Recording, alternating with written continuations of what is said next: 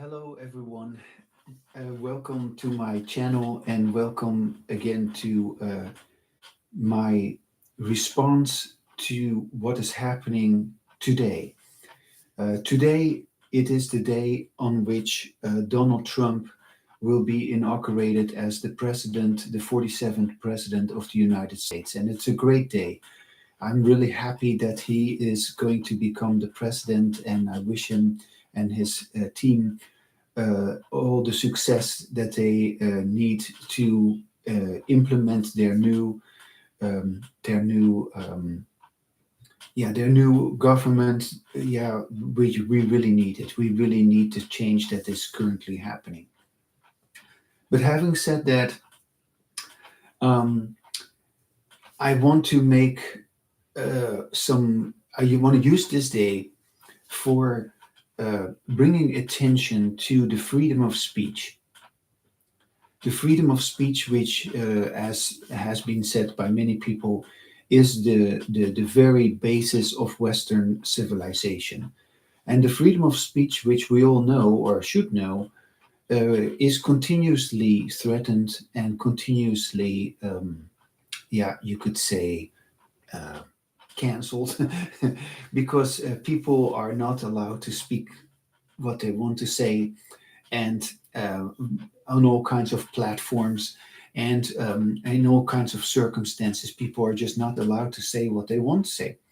And to me, there is a whole different picture to the freedom of speech than anybody else has, because I know the difference between disembodied language, which is our usual way of talking, in which we do not listen to ourselves, and embodied language, in which we listen to ourselves. So, in my opinion, the freedom of speech has nothing to do with thinking with inner language, because there is no inner language, it does not exist. The freedom of speech has to do with the expression of our embodied language, in which we listen to ourselves. Our embodied language, which we share with each other, um, which we reciprocate, which we enjoy, which we uh, are benefited from, because we have real human interaction when we have embodied language. In disembodied language, in which we do not listen to ourselves and make other people listen to us, or we are trying to listen to other people who are not listening to us, we are not really communicating. And so, what is going on in the name of the freedom of speech is, for the most part, not really communication. Yeah. I only consider the freedom of speech when a person, as a speaker, listens to his or herself while he or she speaks. That is, to me, the freedom of speech. And that is when we experience also the freedom of the individual to truly match their language with their own personal experience. This cannot be the case in disembodied language, because in disembodied language, there is always the, you could say, the separation between speaker and listener, because the speaker, him or herself, is not listening to him or herself. And consequently, there is a whole conceptualization of speaking and listening in which the speaker and the listener remain forever separate.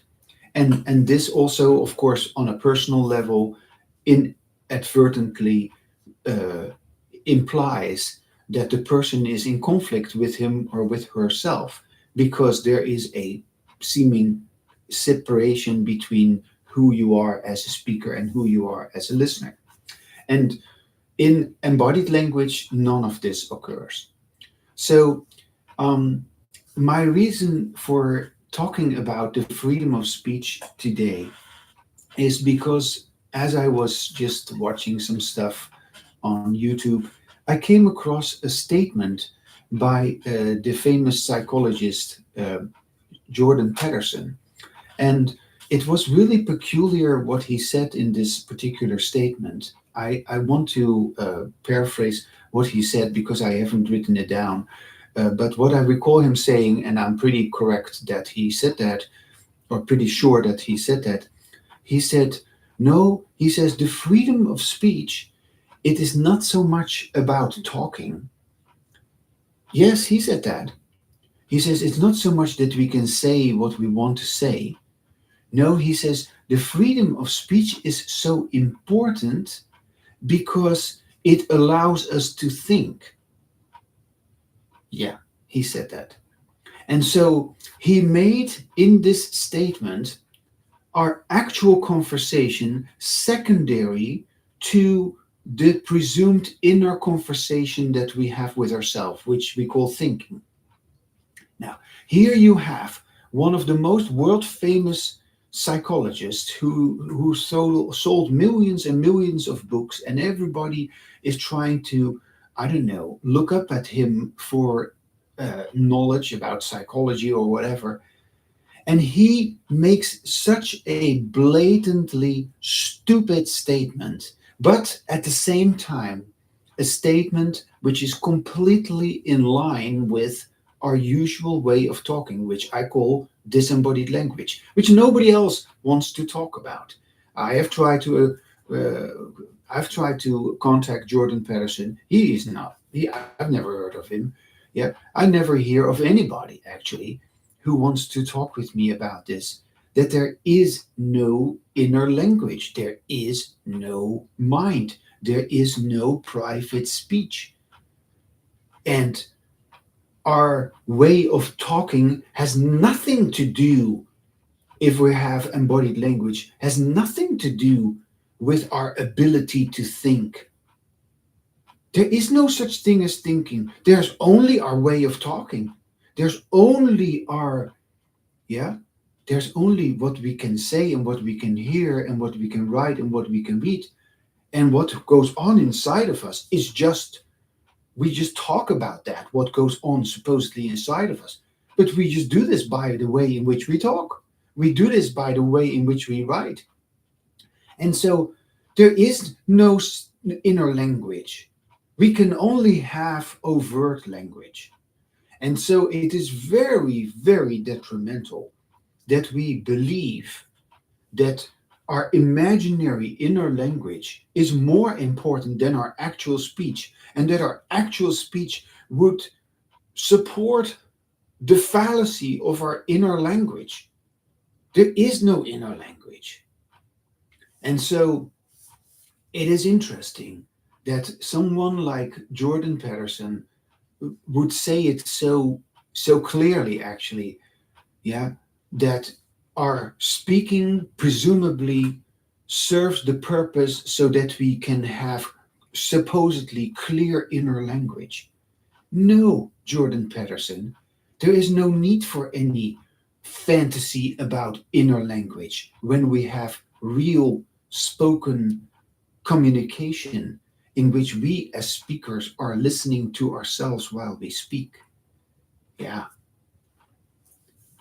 it is the issue of our time, because once we have embodied language, we will uh, completely abolish this whole notion of the mind. We will completely abolish the notion of inner thought that we have endlessly regurgitated in the name of disembodied language. I'm coming in a second, baby. We have endlessly reiterated this lie that there is inner language. And we have even done this in the name of our freedom of speech. You know, right now, because of the inauguration of Donald Trump, and my wife was just calling me to tell me that this is on and that it's going to get started, so I'm going to watch it. Um, there's a lot of, commotion, or a lot of ceremony, and a lot of praying and whatever. And when you watch Fox News, there's all this stuff about religion and about Christianity and blah blah blah, and everybody is wearing a cross and everybody is religious, and also all these references to religion has nothing to do with the freedom of speech. It is antithetical to the freedom of speech. It may be so that historically people have come to the freedom of speech because of Judeo Christian values. But once we have embodied language, we gotta go beyond this ridiculous notion of a higher power. We human beings are the ones who decide, not some higher power. It's all just nonsense. We need to stop having this. I find it very sad that this inauguration is so blown up about Christianity.